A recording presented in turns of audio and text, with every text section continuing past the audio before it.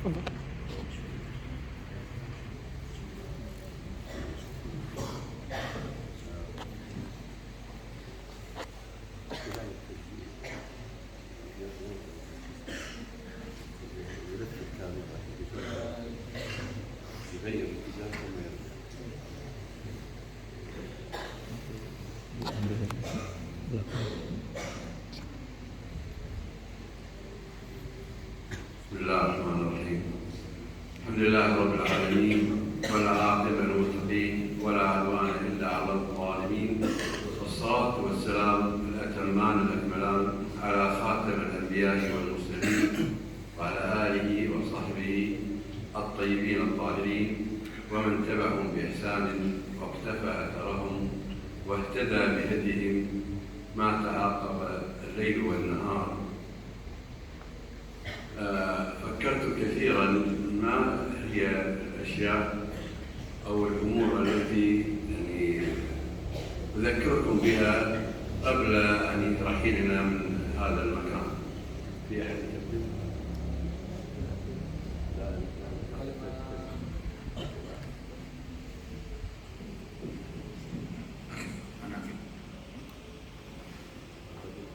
Bismillahirrahmanirrahim. Setelah saya menyampaikan tahmid dan juga salawat kepada Rasulullah SAW dan keluarga, beliau mengatakan, saya berpikir sebelum saya meninggalkan pesantren ini, meninggalkan kalian semua, apa kiranya yang harus saya sampaikan dalam kesempatan kali ini.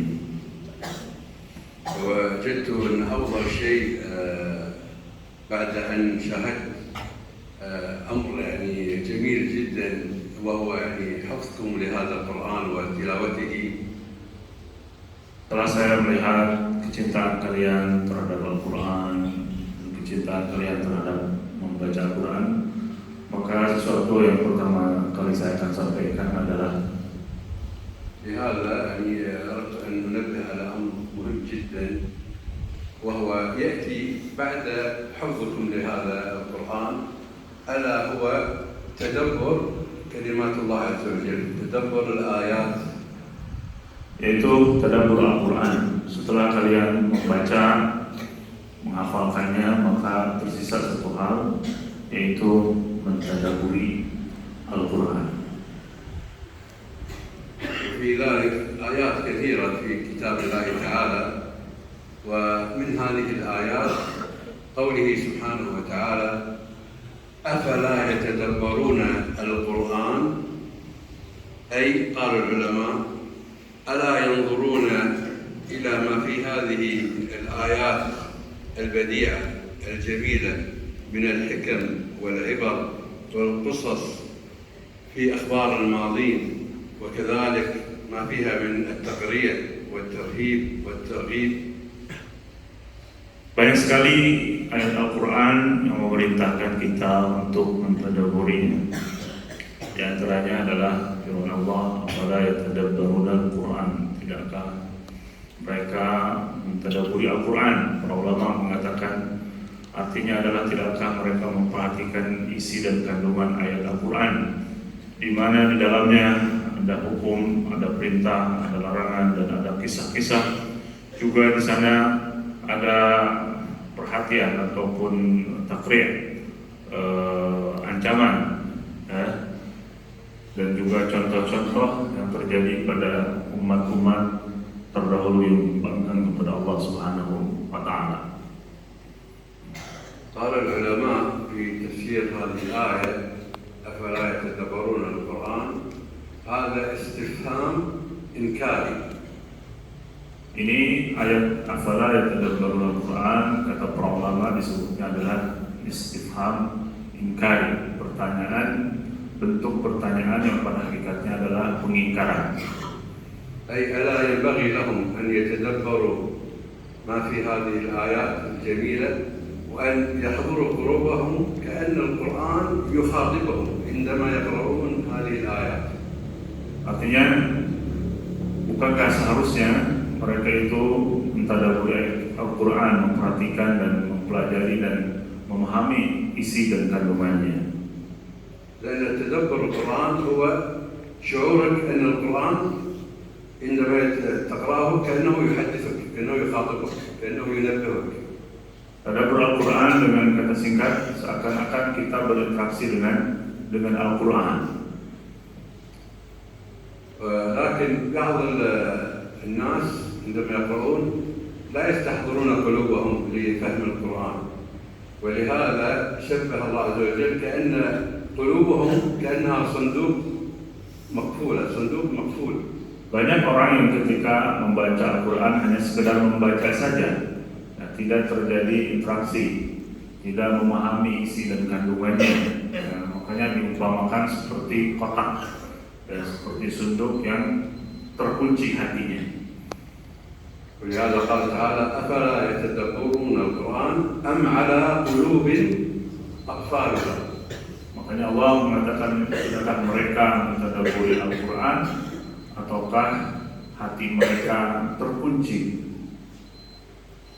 وهذا الآية أيضا هناك آية أخرى تدل أيضا على ذلك، يجب على الإنسان المسلم أن يتدبر القرآن، كقوله تعالى: كذلك أنزلناه إليك كتابا أنزلناه إليك ليتدبروا آياته وليتذكروا أولو الألباب. Begitupun di sana ada ayat yang memerintahkan kita untuk mentadabburi Al-Quran, yaitu firman Allah, ya, kami menurunkan Al-Quran untuk ditadaburinya, untuk ditafakurinya, untuk dipahami isi dan kandungannya. وهذا الأمر فيه خطورة جدا نبه عليه النبي صلى الله عليه وسلم. Ini perkara yang sangat penting sekali sehingga Rasulullah Sallallahu Alaihi Wasallam telah memperingatkannya. وهو إذا لم تتدبر وتفهم القرآن يكون فيه هلاك الأمة. Apabila kita tidak mempelajari Al-Quran, tidak mentadabburinya, maka itu adalah salah satu tanda kehancuran umat. جاء في مسند الإمام أحمد من حديث الصحابي الجليل عقبة بن عامر الجهني أن النبي صلى الله عليه وسلم قال. Ada hadis yang diriwayatkan oleh sahabat jalil Uqbah bin Amr al-Juhani bahwasanya Rasulullah Sallallahu Alaihi Wasallam bersabda, هلاك أمتي في الكتاب واللبن. اللبن. Kehancuran umatku adalah pada Alkitab dan susu. فكان الصحابة جلوسا حول النبي صلى الله عليه وسلم كما نعلم، فقالوا: يا رسول الله ما الكتاب واللبن. Kemudian para sahabat ketika itu bertanya kepada Rasulullah, ya Rasulullah, apa yang dimaksud dengan Alkitab dan apa yang disebut dengan Al-Laban? فقال صلى الله عليه وسلم: يتعلمون القرآن فيتأولونه على غير ما أنزل الله. Rasulullah menjawab, yang dimaksud adalah mereka mempelajari Al-Quran tetapi memaknainya tidak sesuai dengan apa yang Allah turunkan. يعني كلنا نحفظ القرآن قد لا نفهمه ثم نفسره إلى الآخرون بغير ما أراد الله عز وجل. Yaitu ketika kita membaca Al-Quran dan menafsirkannya, tetapi penafsirannya tidak sesuai. ولهذا يقول الإمام ابن عبد البر النمري القرطبي وهو من علماء الأندلس.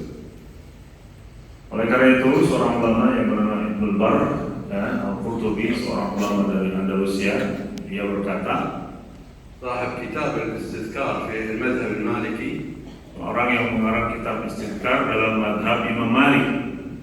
يقول: أهل البدع كافة تركوا السنن فتأولوا القرآن بغير الرجوع إلى السنة، إلى غير ما بينته السنة. Orang ahli bid'ah semuanya mereka meninggalkan sunnah dan menafsirkan Al-Quran tidak sesuai dengan apa yang diinginkan oleh Allah Subhanahu wa Ta'ala. فضلوا وأضلوا غيرهم. Mereka sesat dan menyesatkan. ثم قال فنعوذ بالله من الخذلان ونسأل الله التوفيق والعصمة. Kemudian dia mengatakan kami berlindung kepada Allah Subhanahu wa taala dari keterpurukan dan meminta hidayah kepada Allah Subhanahu wa taala. أما قوله صلى الله عليه وسلم اللبن قال أي يعني من هلاك الأمة قال ويحبون اللبن فيدعون الجمع والجماعات ويبدون.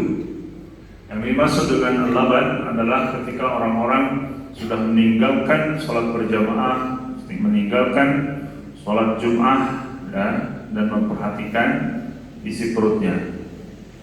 ومعنى قوله ذلك صلى الله عليه وسلم أنهم يتركون المدينة ويذهبون إلى الأماكن البعيدة ويحبون اللبن ويشربون اللبن ويتركون يعني كالبادية، نحن بادية بالصحراء يذهبون إلى الصحراء، أما هنا يعني كل غابات. Yang dimaksudkan dengan syekh dengan al-laban itu, jadi ketika waktu sholat mereka pergi ke tempat-tempat jauh bertamasya, makan dan minum. Ya, kalau dikatakan di Arab itu adalah tempat-tempat orang-orang Baduy. Tapi kalau di Indonesia kata saya susah, semuanya goba, semua Baduy. لأن ذلك لا يكون هناك يعني صلاة جماعة ولا هذا يعني هذا خطر، هذا هلاك الأمة. Jadi yang biasa kita lakukan keluar mana itu berkonsekuensi meninggalkan sholat berjamaah dan hal-hal penting yang harus dilakukan oleh umat. ثم قال تعالى بعد هذه الآيات قال أفلا تدبرون القرآن ولو كان من عند غير الله لوجدوا فيه اختلافا كثيرا. أي لو كان هذا القرآن قال به رجل أو ملك أو أي أحد لوجدوا ماذا؟ لوجدوا أن هذا الكلام يناقض بعضه بعضا ويخالف بعضه بعضا ولا يحمل معاني جميلة، حتى أن الكفار حاولوا عنادا أن يحدثوا كلام ويدعون أن هذا كلام الله عز وجل حتى أصبحوا مضحوكا عند العالم إلى يومنا هذا. Kemudian saya mengatakan lanjutkan tadi fala yatadabbaruna al-Qur'an walau kana min indi ghairillah lawajadu fi ikhtilafan katsiran. Jadi seandainya Al-Qur'an ini datang dari selain Allah Subhanahu wa taala, niscaya kita akan mendapatinya satu ayat dengan yang lainnya, satu surah dengan yang lainnya saling bertabrakan, kontradiksi, sehingga orang-orang kafir bersengaja untuk membuat ayat-ayat tersebut, tapi mereka tidak bisa melakukannya. وفي هذه الآية الأخيرة في حادثة نريد أو قصة نريد أن نخبركم بها فيها عبرة عظيمة. Dan di akhir ada kisah yang saya akan sampaikan, mudah-mudahan di dalamnya terdapat pelajaran yang sangat besar. يقول يحيى بن أكثم الإمام رحمه الله تعالى كان للمأموم العباسي مجلس لطلب العلم. Bercerita seorang ulama ya, Al-Aktham tentang seorang Al-Ma'mun Al-Abbasi yang memiliki sebuah majlis, sebuah pengajian. فدخل رجل حسن الثياب حسن الرائحة جيد المنطق. Datanglah seorang yang memiliki tampang yang baik ya, yang memukau ke majelis Al-Abbas. فلما نظر إليه المأموم تفكر فيه وتفرس فيه، فلما تقوض المجلس أي قل المجلس وذهب كثير من الجلوس. Al-Ma'mun ketika seorang ini masuk ke majelisnya, dia berpikir dan menerka-nerka, siapa kira-kira laki-laki tersebut yang tadi yang berwajah tampan, gagah, bersih, sekat. Ya. Kemudian ketika mulai sedikit orang-orang di majelisnya, ya. فدعاه فقرب إليه فقال له أنت يهودي. Ketika sudah mulai sedikit, dia tinggal sendiri, Al-Ma'mun memanggilnya, kemudian bertanya, kamu Yahudi?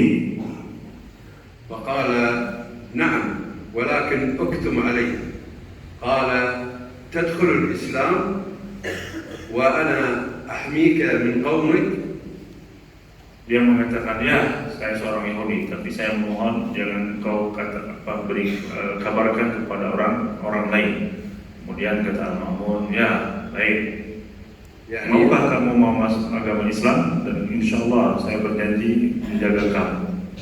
يعني أمنعك أن قومك يؤذوك وأعطيك أيضا من المال والمنصب إلى آخره، ولكن ادخل في الإسلام. يريد أن يرغبه في الدخول إلى الإسلام لما رأى منه من حسن المنطق وحسن الثياب وحسن الرائحة. Kemudian kata Al-Ma'mun, udah kamu masuk Islam, kami akan berjanji menjaga kamu dari kaum, kami siapkan segala kebutuhanmu.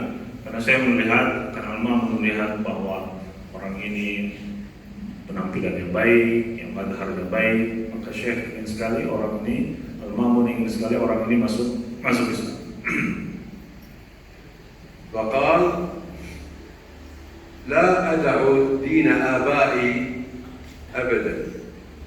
Kemudian dia menjawab, saya demi Allah tidak akan meninggalkan agamaku selama-lamanya, agama nenek moyangku, yaitu agama Yahudi.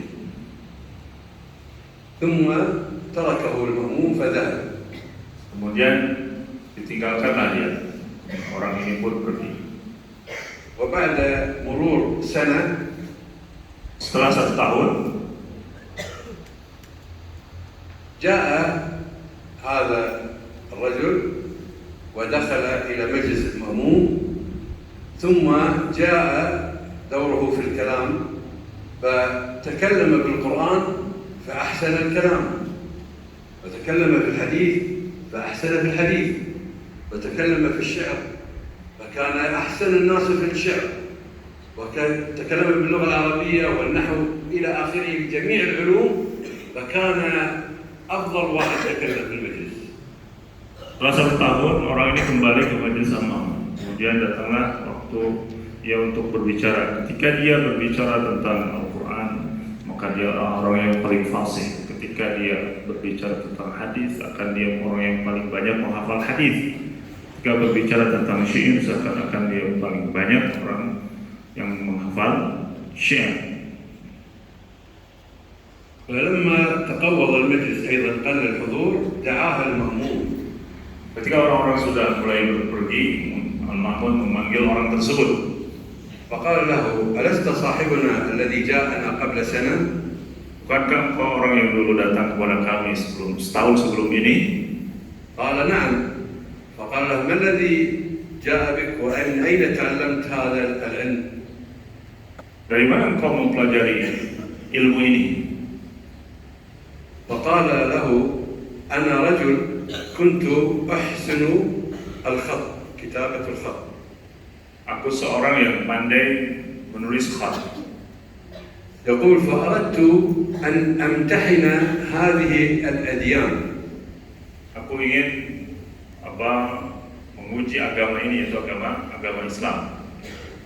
فعمدت إلى التوراة فنسخت منها 3 نسخ، فقدمت وأخرت وبدلت وغيرت.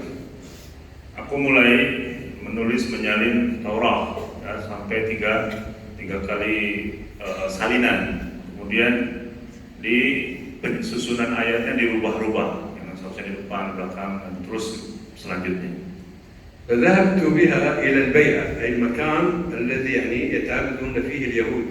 Kemudian dia pergi ke sinagog, yaitu tempat khusus ibadah orang Yahudi. فعرضت لهم النسخ لبيعها. Kemudian saya memperlihatkan hasil salinanku dari Taurat untuk dijualnya. فنظروا فيها فاشتروها مني. Kemudian mereka melihat dan membacanya lalu membelinya dariku. ثم عمدت وذهبت إلى الإنجيل، أخذت كتاب الإنجيل فصنعت 3 نسخ فغيرت وبدلت وقدمت وأخرت.